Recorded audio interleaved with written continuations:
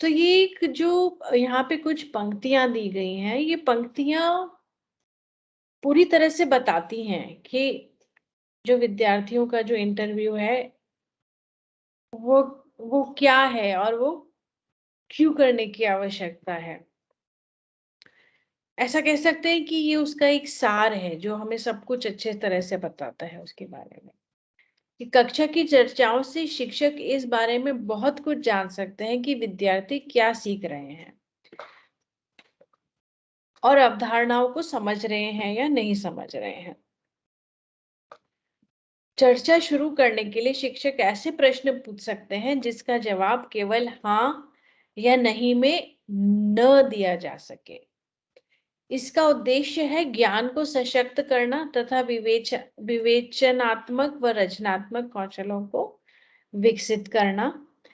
चर्चा से विद्यार्थी अपनी समझ को विस्तृत व गहरा बना पाते हैं और भ्रमात्मक या गलत जानकारी को अलग कर पाते हैं। तो अगर हम कोई भी स्टूडेंट इंटरव्यू कर रहे हैं तो उसमें ये सारी बातें सम्मिलित होनी चाहिए, ये उसका सार है।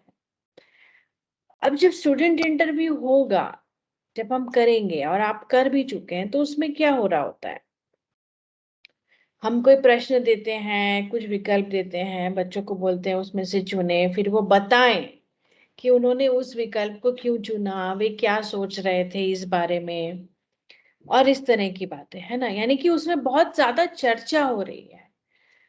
तो उसका उद्देश्य ये है कि बच्चे ज्यादा से ज्यादा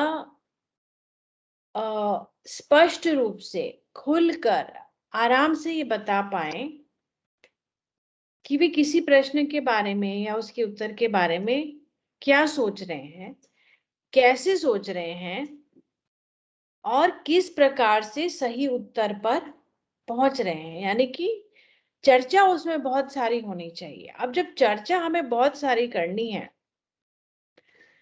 हम उनसे से ज्यादा जानना है, अच्छा ऐसा क्यों, और क्या, इस तरह से। तो ये बहुत जाहिर सी बात है कि हम उनसे से ज्यादा प्रश्न पूछेंगे, है ना। हम चाहते हैं वो और बात करें और बताएं। तो वो ये कैसे बता पाएंगे, वे ये तभी बता पाएंगे जब हम उन्हें और उनसे जानकारी निकालने की कोशिश करते रहेंगे। यानी कि हमें उनसे खूब सारे प्रश्न पूछने हैं, और वे प्रश्न कैसे होने चाहिए, वे प्रश्न ऐसे होने चाहिए जिनका उत्तर हाँ या नहीं में नहीं दिया जाए। भाई हमें ऐसा प्रश्न नहीं पूछना है जिसमें सिर्फ हाँ या नहीं देके काम खत्म हो जाए।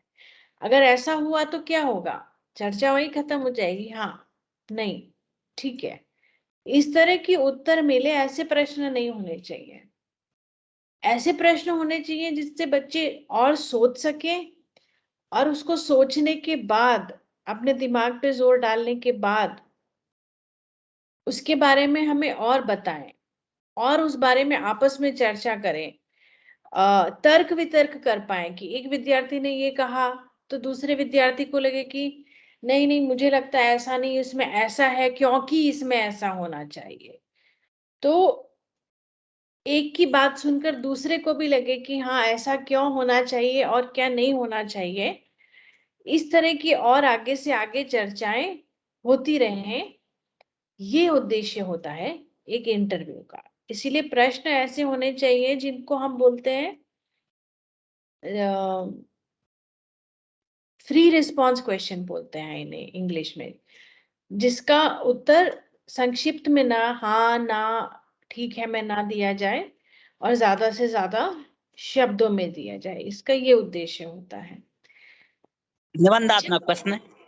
हाँ, वर्णनात्मक प्रश्न, आप सही कह रहे हैं, बिल्कुल। तो जब विद्यार्थी चर्चा करेंगे, जब उस बारे में बातचीत करेंगे, तो आप देखिए क्या होगा। उस टाइम क्या होता है, जब हम बात कर रहे हैं तो क्या होगा, हम उस विषय के बारे में और सोच रहे हैं और गहराई से सोच रहे हैं, उसमें और तर्क ढूंढने की कोशिश कर रहे हैं। हम तुलना कर रहे हैं कि अच्छा पहले ये ऐसा था बाद में ये ऐसा था। यानी कि बहुत ज्यादा प्रक्रियाएं हमारे दिमाग में चल रही हैं जब हम उस बात पर चर्चा कर रहे हैं और उस बारे में बातचीत कर रहे हैं। तो ऐसा होने से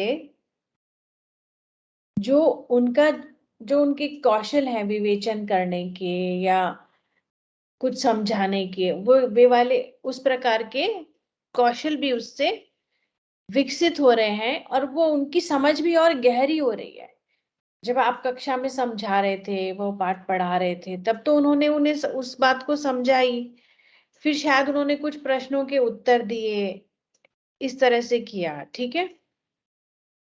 पर जब आपने उन्हीं प्रश्नों के आधार पर एक नई चर्चा शुरू की, तो अब वे उसी विषय को, उसी अवधारणा को फिर से देख रहे हैं, तो उनकी समझ और गहरी हो रही है, क्योंकि अब वो आपकी बात भी सुन रहे हैं, उस चीज को नई तरीके से समझने की कोशिश भी कर रहे हैं।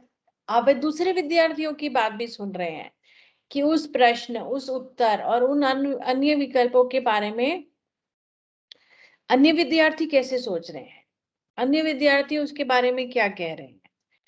तो ये सब करने से उनकी जो समझ है, पूरी समझ और गहरी हो रही है, उसमें और विस्तार हो रहा है। और जब ये समझ गहरी और विस्तरित हो रही है, तो उस टाइम और एक चीज क्या हो रही है, अगर मान लीजिए उन्होंने कोई गलत धारणा बना ली थी जब उन्होंने वह अवधारणा समझी थी या सीखी थी या जो भी किया था, तो हो सकता है कि चर्चा करते करते उस चर्चा के दौरान उन्हें ये समझ में आने लगे अपने आप ही कि अच्छा, मैंने तो इस बारे में ये सोचा था, पर अब मेरे को ये समझ में आ गया है कि इसमें ऐसा नहीं, ऐसा भी हो सकता है, या इसका अर्थ ऐसा नहीं, वास्तव में ऐसा है।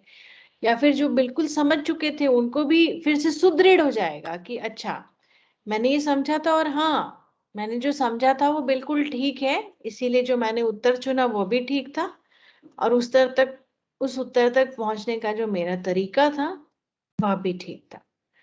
तो इससे हर प्रकार की विद्यार्थी को मदद मिल रही है, जो उस अवधारणा को पूरी तरह से और अच्छी तरह से समझ पाए थे, उनके लिए भी समझ और गहरी हो रही है और पुख्ता हो रही है और दृढ़ हो रही है। और जो नहीं समझ पाए थे उनके लिए तो बहुत ज्यादा फायदा है ही, क्योंकि उनको मदद मिल रही है इस बात में कि भाई, नहीं, हमने कुछ कुछ हमसे कमी रह गई थी, कुछ हमसे वो गलती हो गई थी, और अब हमें इस तरह से नहीं, इसको इस तरह से देखना है ताकि हम उस सही उत्तर पर पहुंच पाए।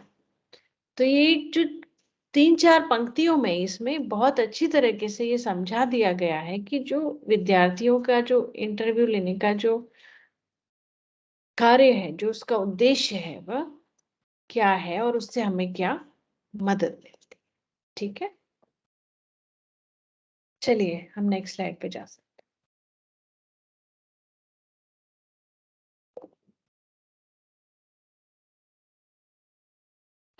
तो विद्यार्थियों के इंटरव्यू क्या होते हैं? विद्यार्थियों के इंटरव्यू जैसे कि आपने किए हैं, हम जानते हैं कि ये फॉर्मेटिव असेसमेंट यानी कि रचनात्मक मूल्यांकन का हिस्सा है।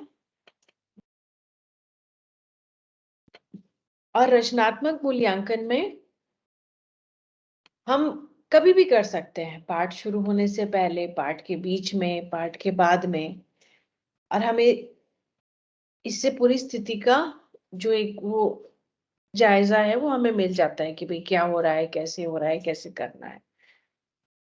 तो इंटरव्यू से क्या होता है, हम प्रत्यक्ष रूप से यह जांच पाते हैं कि जो भी हम मुख्य अवधारणाएं बच्चों को समझा रहे हैं, विद्यार्थियों को समझा रहे हैं, समझाना चाह रहे हैं, वे उसके बारे में किस प्रकार से सोच रहे हैं।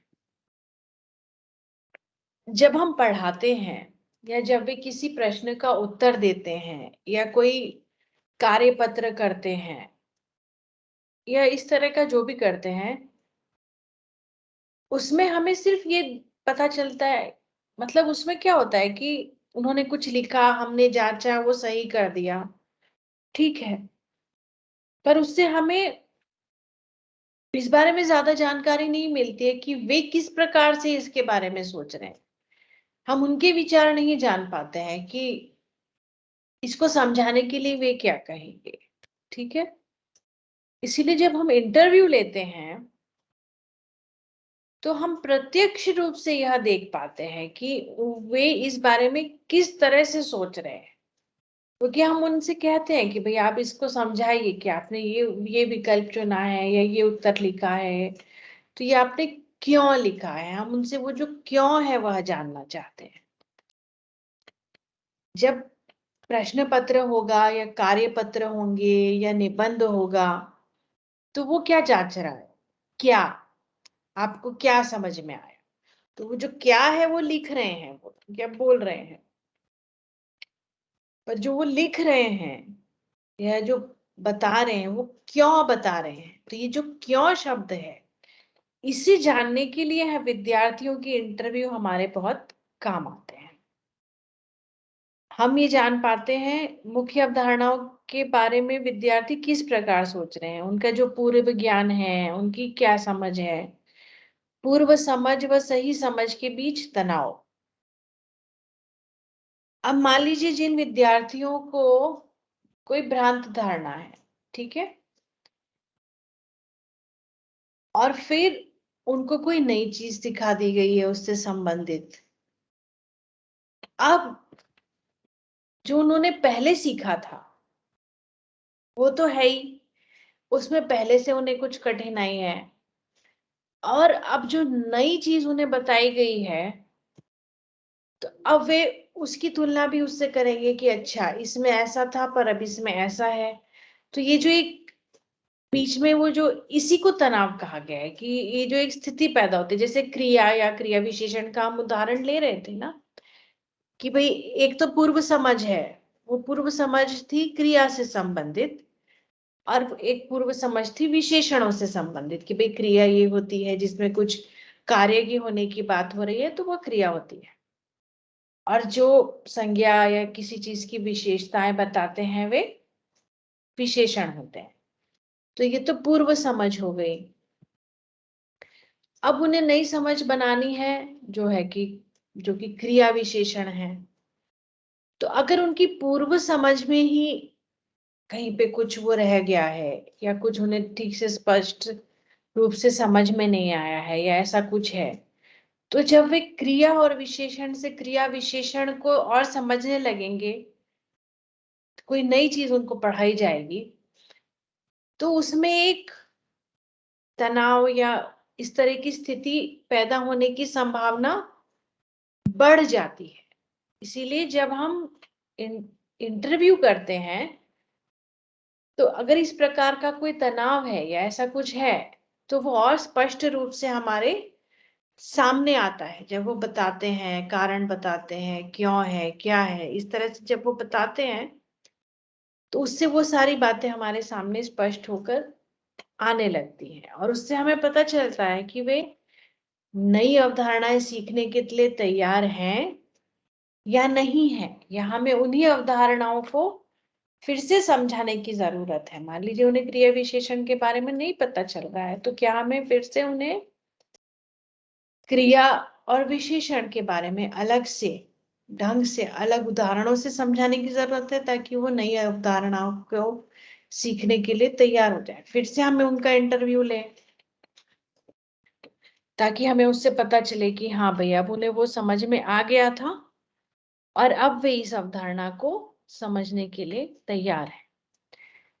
तो इंटरव्यू इस प्रकार हमारी मदद करते हैं कि हमें प्रत्यक्ष रूप से पता चल जाता है कि भाई उन्हें क्या समझ में आ रहा है और नहीं आ रहा है, उनका पूर्व ज्ञान क्या है, पूर्व समझ क्या है, नई अवधारणाओं के संदर्भ में उनका जो ज्ञान है वह सही है या नहीं है, उसमें कोई भ्रांत धारणाएं तो नहीं है, उसमें ऐसी कोई गलत चीजें तो नहीं है। तो ये सब उससे पता चल जाता है। जब और जैसे कि हम देख चुके हैं पहले ही कि हम उन्हें कोई प्रश्न देते हैं, वे उसका एक उत्तर चुनते हैं, तो उसमें जो चर्चा होती है उस चर्चा से पता चलता है कि हल निकालने के लिए, सही उत्तर पर पहुंचने के लिए वे कौन सा तरीका अपना रहे हैं। जो सही उत्तर चुन रहे हैं तो उसके पीछे वो क्या तर्क लगा रहे हैं कि भाई उनके हिसाब से ये सही उत्तर क्यों है।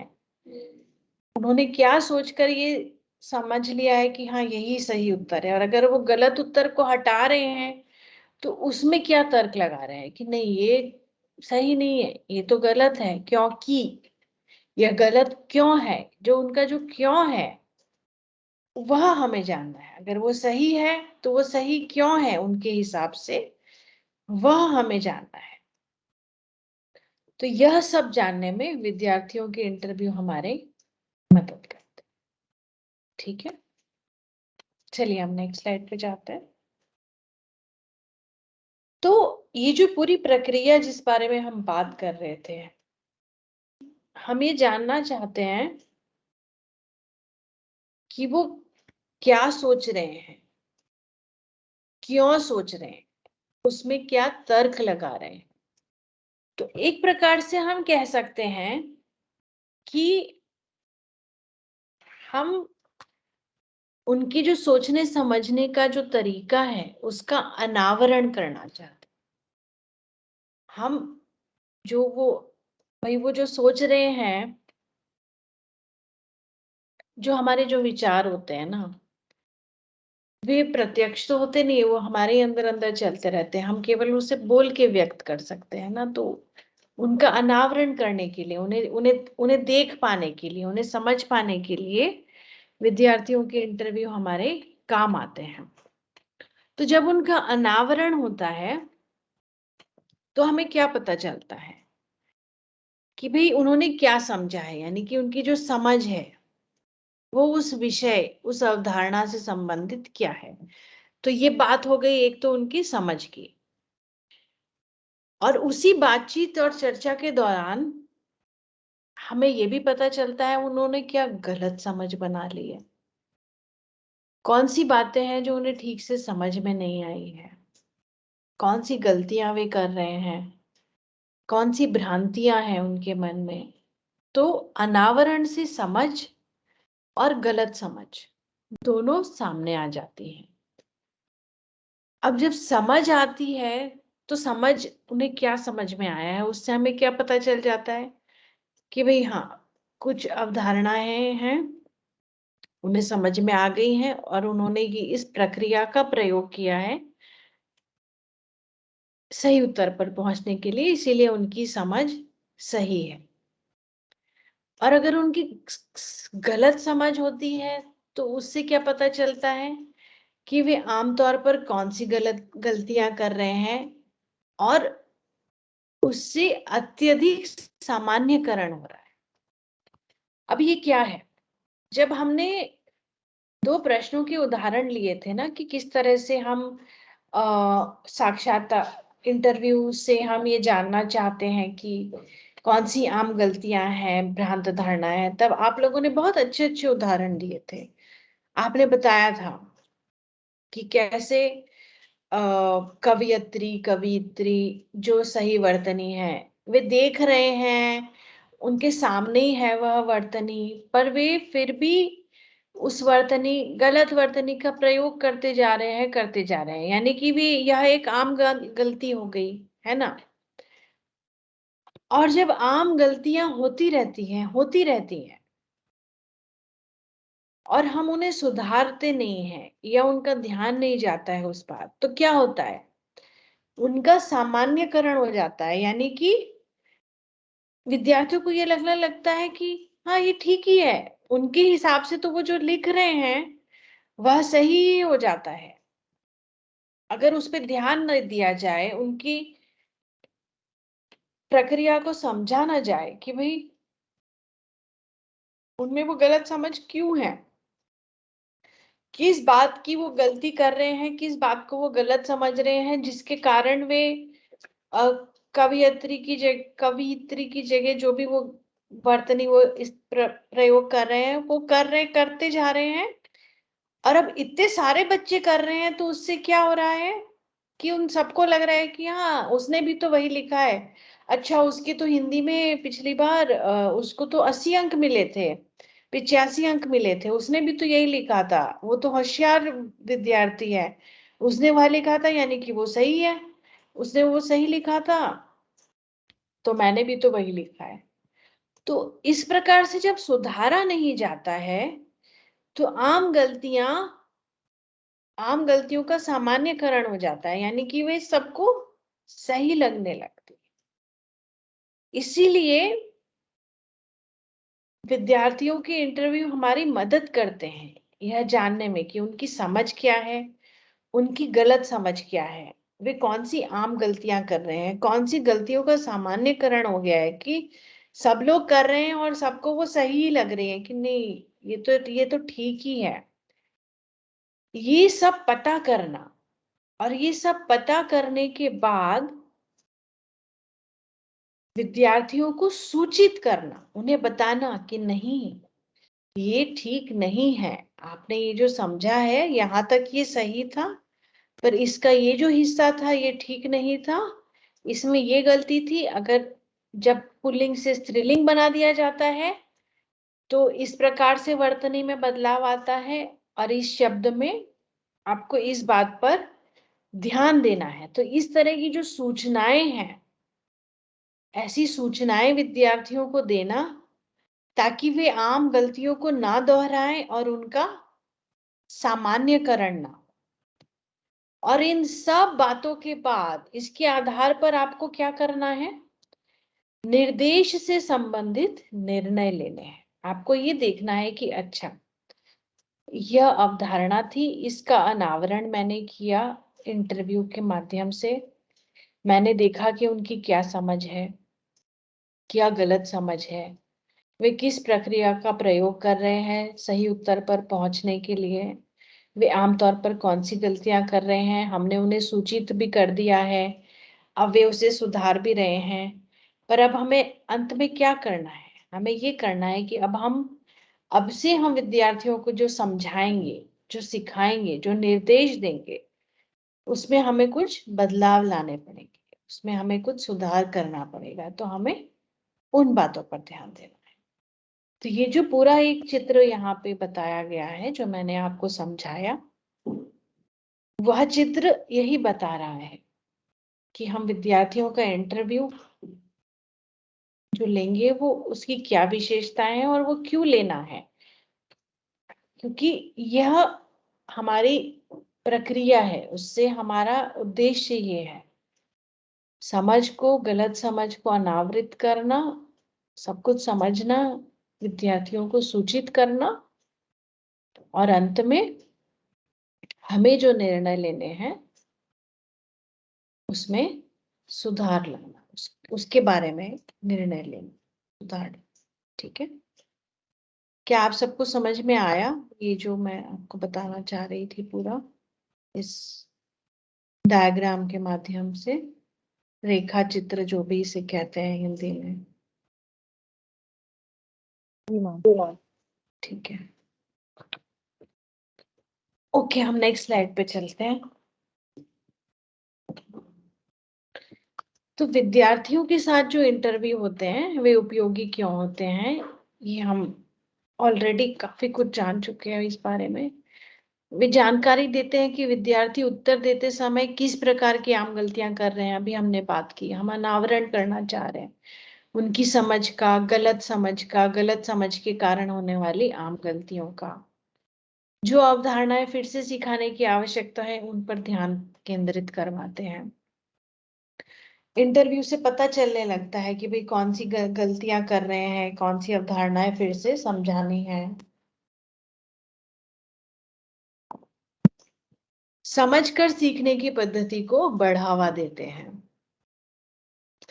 जब इंटरव्यू होता है, हम बच्चों से बातें करते हैं, उनके विचार जानते हैं, फिर हमें पता चलता है कि वे सही उत्तर पर इस प्रकार से पहुंच रहे थे, तो हम उन्हें सूचित करके बता पाते हैं कि नहीं, आप रट कर सीखोगे तो आप इसी प्रकार की गलती बार बार करोगे। जैसे हमने उस उदाहरण में देखा था ना, जहाँ पे संख्यावाचक विशेषण की बात हो रही थी कि भाई आप आप समझोगे नहीं, आप सिर्फ रट लोगे कि नहीं, तेल है तो परिमाणवाचक विशेषण होगा, ये है तो ऐसा होगा, तो फिर आप वही गलतियां बार बार दोहराते रहोगे। पर अगर आप समझकर उत्तर दोगे तो आप वो गलतियां फिर से नहीं दोहराओगे। इसीलिए वह समझकर सीखने की पद्धति को बढ़ावा देते हैं। इससे इंटरव्यू से ये मदद मिलती है। विद्यार्थियों की गलत अवधारणाओं को समझने के लिए अच्छी जानकारी प्रदान करते हैं।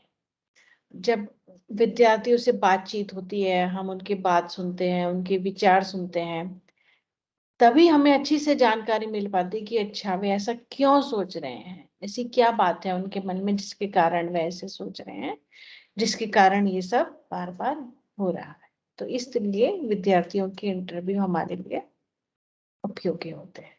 ठीक है, चलिए नेक्स्ट स्लाइड।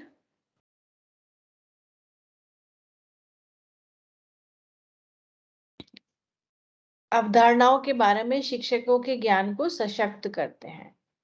जो भी अवधारणाएं हैं उसके बारे में विद्यार्थी जिस प्रकार से सोचते हैं, उनकी बातें सुनने समझने के बाद हमारा भी जो ज्ञान है उन अवधारणाओं के बारे में वो सशक्त हो जाता है ना। हम भी समझ पाते हैं कि अच्छा, हाँ ये अवधारणा है, हमने ये ऐसे सिखाई थी, पर शायद इसको ऐसे सिखाने से ये बेहतर होगा, इस अवधारणा को समझने में, सिखाने में इस प्रकार की कठिनाई आती है, इसीलिए इसको थोड़ा सा अलग तरीके से बताने की जरूरत है। तो इस प्रक्रिया में शिक्षकों के तौर पर हमारा भी फायदा हो जाता है, हमें भी और गहरी समझ मिल जाती है उसके बारे में। शिक्षक प्रशिक्षण को सशक्त करने में मदद करते हैं ताकि विद्यार्थियों को दिए जाने वाले निर्देशों में बदलाव लाया जा सके। अब विद्यार्थियों से जो हमें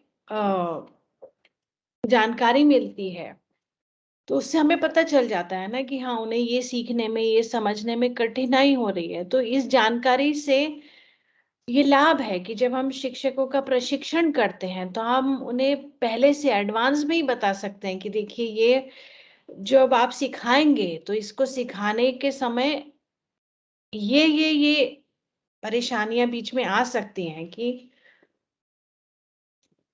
ये चीजें हैं जो बच्चों को ठीक से समझ में नहीं आती हैं, वे समझ नहीं पाते हैं, इसीलिए आपको इन्हें अलग तरीके से पढ़ाना होगा, अलग तरीके से बताना होगा। तो इस तरह से जो शिक्षकों का प्रशिक्षण होता है उसमें भी हमें विद्यार्थियों का इंटरव्यू लेने से मदद मिलती है।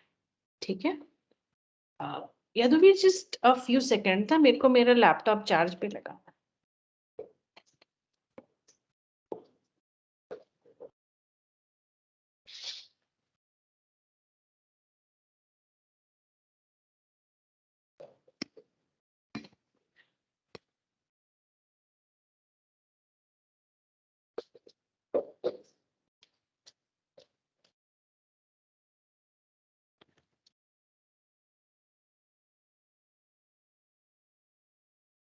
हाँ, ओके, ठीक है, हम नेक्स्ट स्लाइड पे जा सकते हैं। तो विद्यार्थियों के इंटरव्यू फॉर्मेटिव असेसमेंट में आते हैं। फॉर्मेटिव असेसमेंट कभी भी किया जा सकता है, पाठ के शुरू में, अंत में, बाद में, बीच में, कभी भी। तो उसी प्रकार इंटरव्यू भी कब करने चाहिए? आप पाठ शुरू करने से पहले भी कर सकते हैं। उससे आपको क्या जानकारी मिलेगी कि विषय के बारे में विद्यार्थियों को कितनी समझ है, क्या समझते हैं, यह जांचना कि नया पाठ सीखने के लिए उनमें आवश्यक पूर्व ज्ञान कौशल है या नहीं। तो जैसे अगर फिर से हम वही उदाहरण लें विशेषण क्रिया विशेषण का, अगर हम क्रिया विशेषण पढ़ा रहे हैं और हम उसके पहले इंटरव्यू लेंगे तो हम क्या जानना चाहते हैं भाई, उनको क्रिया और विशेषण ये दोनों बातें अच्छे से पता है या नहीं, इनमें ये कौशल है या नहीं। अगर वो है तभी तो हम आगे बढ़ पाएंगे, है ना। तो पाठ शुरू करने से पहले इस प्रकार विद्यार्थियों के इंटरव्यू मददगार साबित होते हैं। पाठ पढ़ाते समय यह जांचना कि सिखाई गई अवधारणाएँ वे समझ पा रहे हैं या नहीं। पढ़ पाठ पढ़ाते-पढ़ाते अगर हम बीच में कभी ले रहे हैं तो, उससे हमें ये पता चलता जाएगा कि भई उन्होंने जो समझा है, ठीक से समझा है, नहीं समझा है, कैसे समझाना है। और यह जाँचना कि पूर्व भ्रांत धारणाएँ स्पष्ट हुई हैं या नहीं। कि भई पहले अगर उनको कोई भ्रांत धारणा थी, उसी विषय से, उसी अवधारणा से संबंधित, तो वो ठीक हुई हैं या नहीं, अब उन्हें ठीक से पता चला है या नहीं। हम अलग-अलग प्रकार के प्रश्न बनाकर उनसे पूछ सकते हैं कि अच्छा पहले जब ऐसा प्रश्न पूछा था तो उन्होंने इस प्रकार उत्तर दिया था और हमें पता चला था कि अच्छा वे इस प्रकार की आम गलतियाँ कर रहे हैं। फिर हमने उसे सुधारा, ठीक से समझाया, ठीक से पढ़ाया। फिर हम फिर से एक प्रश्न पूछ रहे हैं, फिर से उनका इंटरव्यू कर रहे हैं। अब उससे हमें पता चल रहा है कि हाँ, पहले की भ्रांत धारणाएँ स्पष्ट हुई या नहीं हुई, ताकि अब हम इस प्रकार से आगे बढ़ पाएँ। तो पाठ शुरू करने से पहले, पाठ पढ़ाते समय उसका ये उद्देश्य हो सकता है। Next slide. और पाठ पूर्ण होने के बाद, तो वो तो है ही कि भई जो पूरा हमने सिखाया, वो उन्हें ठीक से समझ में आया नहीं आया या नहीं आया, और अगर नहीं आया, तो उसे अच्छी तरह समझाने के लिए उन्हें कौन-सी अतिरिक्त सहायता की आवश्यकता है। और कितने विद्यार्थी हैं जिन्हें समझ में नहीं आया, इतनों को समझ में आया, जिनको समझ में नहीं आया, उन्हें कौन-सी बात समझ में नहीं आई उससे संबंधित, ताकि हम उसी चीज़ पर ध्यान दें जो उन्हें समझ में नहीं आई। जिनको समझ में आ गया है, उन्हें आगे का अभ्यास कार्य दे दिया जाए। जिन्हें समझ में नहीं आया है, उनको अलग तरीके से समझाने की अतिरिक्त सहायता देने का प्रयास किया जाए। ये उद्देश्य है पाठ पूर्ण होने के बाद।